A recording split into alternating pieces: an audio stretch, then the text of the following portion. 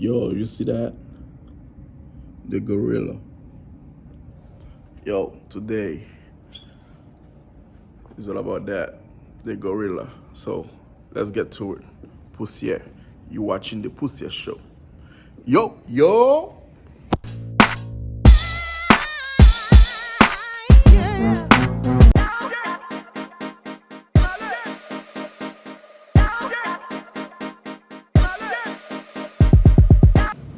Yo, this is your boy Pousye. I'm here inside the studio with my homeboy. What's going on, boss?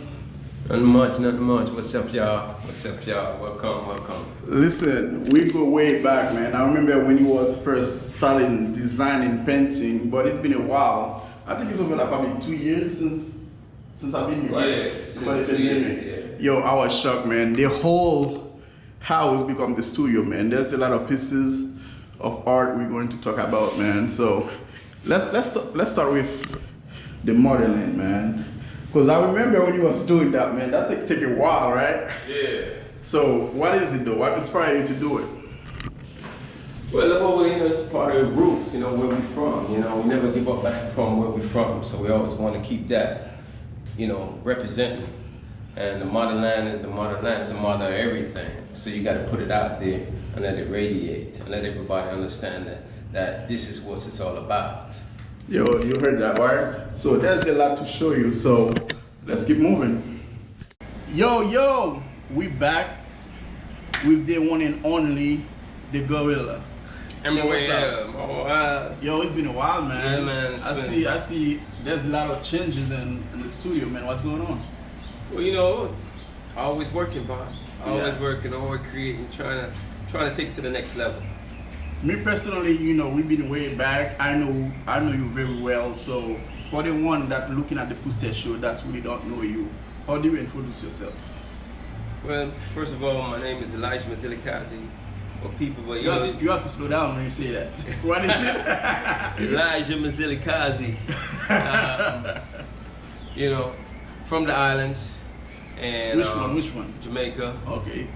From Jamaica, came here, Miami. Yeah. This was all first entered, the gate of entrance. So since you traveled from Jamaica, you just been here in Miami and you never go anywhere else, right? No, man. This is Miami's base. Okay. Miami's base. That's for me too. But travel overseas, Europe, Central America, South America, throughout the Caribbean. We nomads, man. That's good. We nomads. I know you way before you become, big like that. So when you was struggling, I knew you. So what is the process from your story? What inspired you to become an artist? Well, to get into that conversation, it's gonna take minutes. Shut it down, man. You got that skill. So to give you the short version is like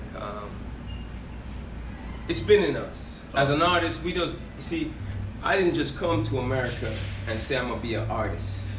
Or I didn't wake up one day and say I'm gonna be an artist. No. From back home in the islands, we had to make our own toys. Yeah. We got to survive. Right. We have to use, that's where our creative skills come in. When you take a bottle cap and you flatten it to make your wheels, and you get a little matches box. Just like with your wheels. Yeah. So you get the matches box and you create your own cars, because unfortunately we didn't have Walmart, we didn't have Toys R Us. We didn't have none of those kind of stores. We had to make our own toys. That's true. So from there, you start developing the skills, and the arithmetic of designing, making stuff. And when we leave from back home, we carry that with us. Yeah, that's true. We carry that love, that passion for making stuff. Like I said, the people over here, they got to go to school to learn art. Yeah. We create art from in the backyard, on the streets, because we always see things we want, but we got to make it. And we always do it when money is not really involved, because it's not for the money in the first place. It's for the passion, right? It's for the passion, and art is a way of life. Yeah. You know, it's a necessity. Yeah. And I was making things out of necessity. I want toys, so I had to make my own toys. Yeah, there's no other way around it, right? Ain't no other way around it. Yeah.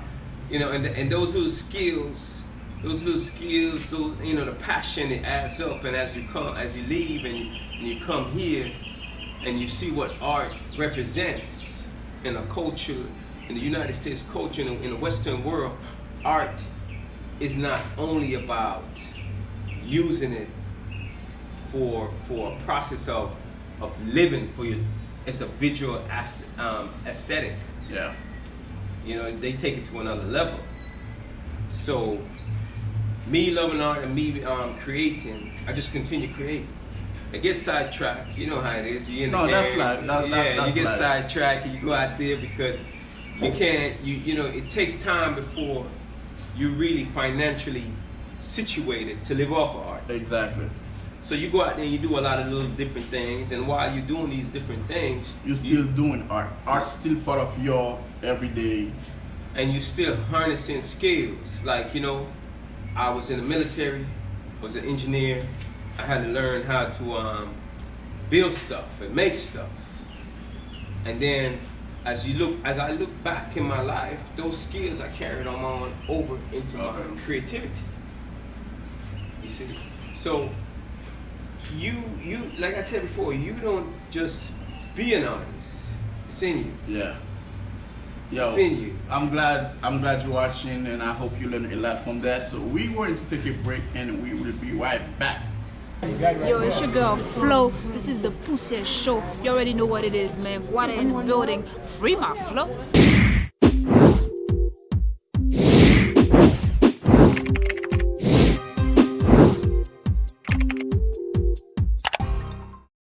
Those look like a love collection. That's love, right? Mm-hmm. Yeah. So do you have a name for all or every single piece you have?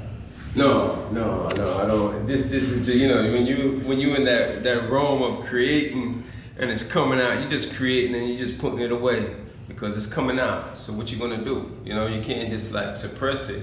You just gotta Let it be in go, the let it moment, fly, let right? it go, let it fly. Exactly. Yo, I had a post with one of the shirt MOAL on me on Instagram, so I'm gonna put it up to show you all like how far we've been. So yo, I like this one, the red and black. You know, that's my color scheme. So anything red and black, I love it, man. What is that? That's a language or what is it? Well, actually, that comes from it's a tribe in the Igbo tribe, and they had this one of the first language in the world that, you know, most of us won't know because they're always suppressing black culture and black history. So I got it. It's called Nasibi. And I start just reading up about it and practicing it and just start doing it, you know. And then it's about just using asymmetrical lines and just creating a visual aesthetic. A balance, making You know, balance, yeah, making it balanced and stuff like that. So, and I just start working out with it, man, you know. Yo, we back. Let me ask you one thing. So, when you decided, right, you just want to do art full time, how do you decide that? Like, what's the process? Do you go to school? I know you went to Lindsay because everybody knows I'm currently teaching at Lindsay, which is the commercial art program. But I remember you went there, right? Right. Well, you know, what happened was I always was doing art. I always was painting, doing stuff, you know, for my kids. I always decorating their room, you know. Went to go buy artwork for their room and stuff like that. See that it cost so much, and I was like, damn, man, I could do all this shit. Well, I didn't spend this money, you know. This money I ain't got, so I started painting SpongeBob's and all this kind of stuff for them, you know. When I got downtime, and during the process, I got a little sideline, you know, with the courts and stuff like that, being on the streets. So I couldn't do anything. I couldn't leave the country because you know me. And most of the time I'm out of the country. Couldn't move, so I was like, I ain't got nothing to do. And that's the best time for you to perfect your style to get it right. I was harnessing my skills right there, like, you know, doing my downtime. That's why I always tell everybody, everything happened for a reason. You might not see it right now, Absolutely. but if you take advantage of that reason, something would come out of it. So while I was on lockdown, you know, I had this. I was like, damn, I'm in the house. I can't go nowhere, you know. I'm here, what I'm gonna do? And I met a guy and he was like, taught me some skills on shading, you know, inside when I was in lockdown. And he showed me some skills on shading, and I started practicing and stuff like that. Then I started creating this whole MOAL inside, and then when I got out, I was like, all right, I ain't got nothing to do, I'm gonna just go to school. So sign up with Lindsay. Lindsay was my first school, you know, doing commercial arts. Yeah, I went to Lindsay back in 2003, 2004. Right. Yeah. So when I started doing it, I went to Lindsay in what, 2008? Yeah, 2008. That's when I signed up with Lindsay. Yeah, you understand. So I started going there, and then throughout the process, you starting to get deeper and deeper into the arts and into the business of arts. Yeah. And then the conversation, the language. You know, you making art. When you get out there into the art world, you gotta have the language. You gotta know the language. It's like in any language, like the medical field has their own language for that industry, for the art. Right. Yeah, you have to know them. So I said, well, you know, since I ain't got nothing to do, I'm gonna take this thing serious. So I started going to Lindsay, starts commercial art. After a degree, after I got a couple certificates from there, I was like, you know, I'm gonna take it to the next level. You know, I want to get my bachelor's. You know, because you reading all these newspapers and you think, hey man, you don't get a shot with these people unless you have your bachelor's degree or your master's degree. And you think that's true? No. Exactly. No. Exactly. That's my point. Because the skill is within you. You have to develop that. The school not gonna give it to you. Right. But you know, the academic world treat you as an outsider. Yeah. When you don't go to school. Yeah. They sideline you. They overlooked you. I think it's all the system, and that's the system. That's right. the way they build the system. That's the way they build the system. Because that's the way they make their own money. Right. They have their own narrative. They have their own agenda. Yep. So I finished. I left Lindsay, and then I started Miami-Dade, and I went for graphic design at Miami-Dade, and I basically went to school for the papers. Yeah. Because really, I can't say. Really, they couldn't teach me any. I learned some stuff, but what I really wanted to learn is not there. It was right? outside of school. Yeah. Because you have to manually do it. You have to involve. Absolutely. To do it.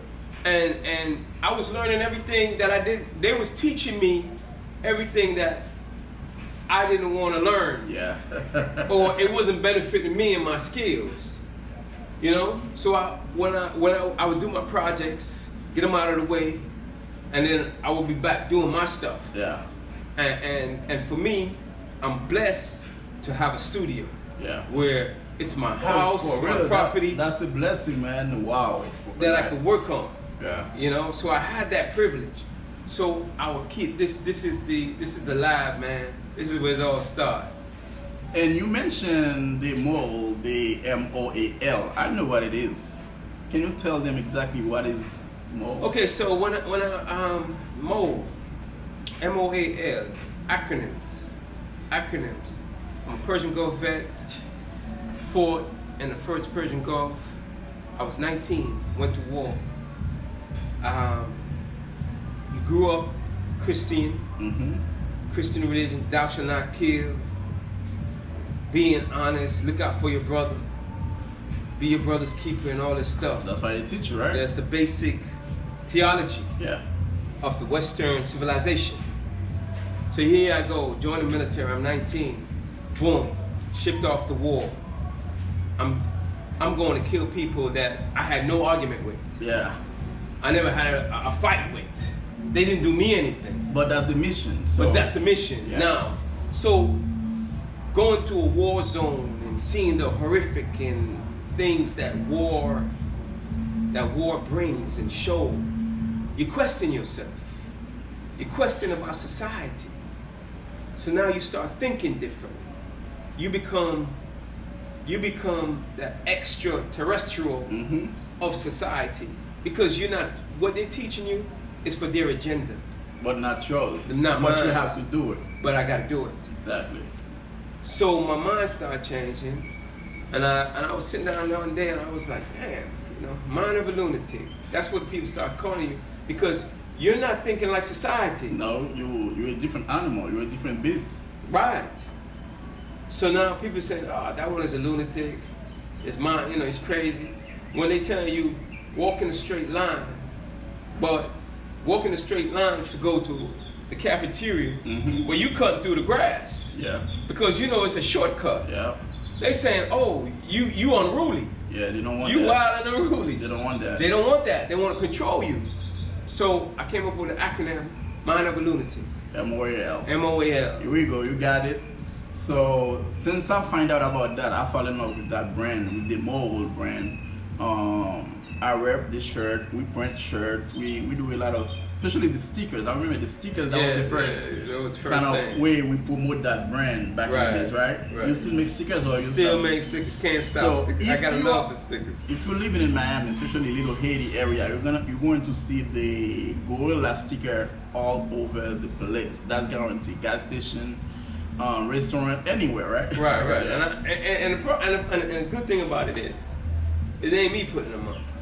Of course, I'm giving them out. You know, I'm giving them out. Yeah. Yeah. I'm giving them out, and people just falling in love with it, and just I'm showing love, man. They just showing love. They like it, and they just keep pushing it. Yo, I remember the series TV you started since 2008, right? Since 2008, same time I started Lens. Yeah. So, do you gonna do it or you give up? I'm gonna do it, but I'm gonna switch over and I'm gonna call it the MOAL TV. Okay. I'm gonna keep everything in line. Okay. You know? Yo, this is the gorilla. This is MOAL, Mind of a Lunatic.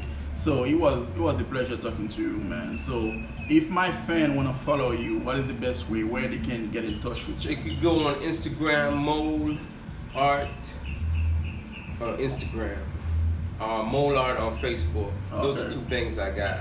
And guys, you see a lot of art. I show you the whole studio.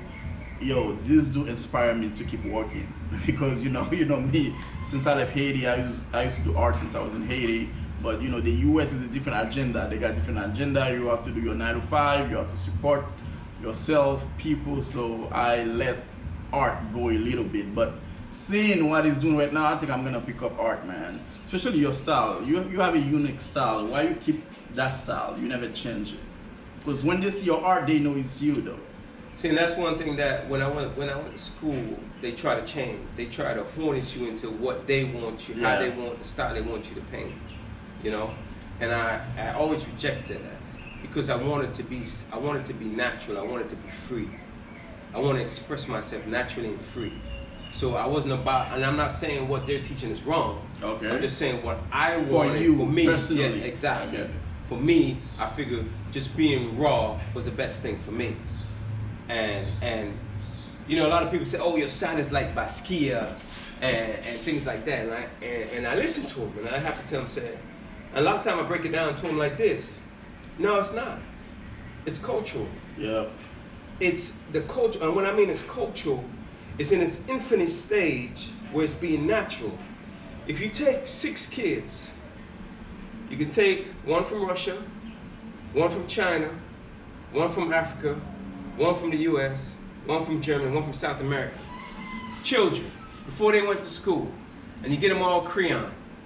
And you just let them crayon on paper. You could never tell the difference where each one came from, right? Yeah. Because they all have that natural rawness from birth. And it all looks the same. Yeah. So for you to get to a level, you have to train. You have to know the history, you have to know your culture, you have to match it with somebody else that's like personal for you. Exactly.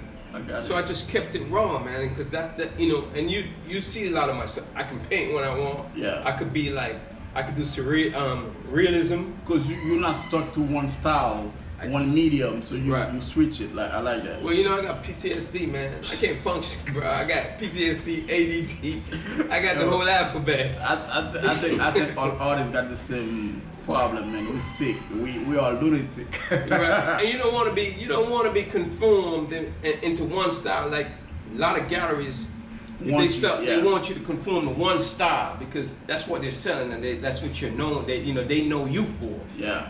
Or they brand you as that. Yeah. But that becomes boring to you as an artist. You don't want it. Once you do a work and But that's why as artists we have something called personal collection. So those are the ones that you create for yourself. Those are your style. Like you can sell the brand to any gallery that love that brand, but your personal collection, that's for you. And the thing about that too is, you challenge yourself. Yeah. When you're doing different styles, when you're creating different styles, and you're going through different period of your life, because we all go through changes. You know, you saw me when I started with those stickers and graphics, and then I started trying. I keep going through different changes. Now I got this, you know. And I elaborate on this. This is burnt wood, man. Yeah. This is charcoal. Yo, I fell in love with those, man. They're really nice. If you touch them, the texture, the color, especially the red and black, that's my color, man. I love that. I love that, man. And I came up with this just by experimenting and playing around. You know, no one is doing this. Yeah. Yeah, that's true, man. Yo, we spend a lot of time talking, chatting, because it's been a while since we even talked, because you know, pandemic happened, everybody doing their own thing, people locked down, I get fat, and everything happened. Man, this pandemic, there's some good, there's some bad, it's a negative, it's a positive. It's been a positive for me in the sense that, you know me, I like to. I'm always traveling, always outside the country, and it gave me a chance, because I walked away from the arts. Let's say like 2013, you know, 2013, 2016, 2013. I stopped. I got depressed. I got depressed because the art world. When people don't understand your art, or you're not a part of that society, they're not really welcome you. Like you're not, there is no publicity. There's no. You're not even trending. They don't talk about your art like that. Like you post, it's like nobody see it. Like and they don't even. And we don't even worry about that. My whole thing is, you submit for shows and you get rejected all the time. Yeah. Because they don't want that. Yeah. They don't want your stuff. They want what they normally accustomed to. Yeah. You know, it takes somebody out of the ordinary to recognize what you're doing, to say, yes, this is something worth talking about, this is something worth showing. And being in the city where it's an arty city, Miami, I don't think they're ready for my work. Yeah. I don't think they're ready for my style. You know, the style of art here in Miami is different from what I do. Yeah. You know, they're more shiny, they're more... But one thing you need to keep in mind, art is universal. So you don't paint for Miami. You don't do art for Miami. You express. That's one of the way you can express yourself. So you express yourself for yourself. So in the process, anybody that love it, wanna support, let them do it. Absolutely. Let them do it. And that's where, you know, I just kept working during the pandemic. I just kept working. I kept coming up with new stuff. Always reinventing myself, reinventing my style, my techniques, and improve upon it, because you know, the collection that I'm building, you know, I want to leave a good legacy behind. That's the truth. That's part of you living. That's the main purpose. So, yo, I really enjoyed that talk. You already know this is Pousye Cho. It's been a while. If you love art, graphic, anything creative, make sure you go, you like, you subscribe. Make sure you go under his page, show the love, and that's the way you support. So if you see any one of them that you want to buy, why not doing it? So I'm gonna post all the page on the comment. Make sure you just click the comment, grab the page, like, follow, and support. Yo, Gorilla, it was nice talking to you. Yeah, man, peace, man. I like what you're doing. Keep it up. You know, we need young black brothers like you out there, because we don't have enough people out there interested in us. Yeah. You know what I'm saying? And we at a point in life and with technology that we don't need people to tell our stories. We can do it ourselves. We can do it ourselves now. And that's what we're doing, right? And we need to validate each other. Yeah. And don't let somebody validate us Yeah. or tell us what is important and what is not important. Exactly. You see what I'm saying? Yeah. And I like what you're doing, and keep it up, man. And you know I'm always there. I know. I won't cut away, man. Yo, this is Pousye, and you was watching the Pousye Show. Yo! All right.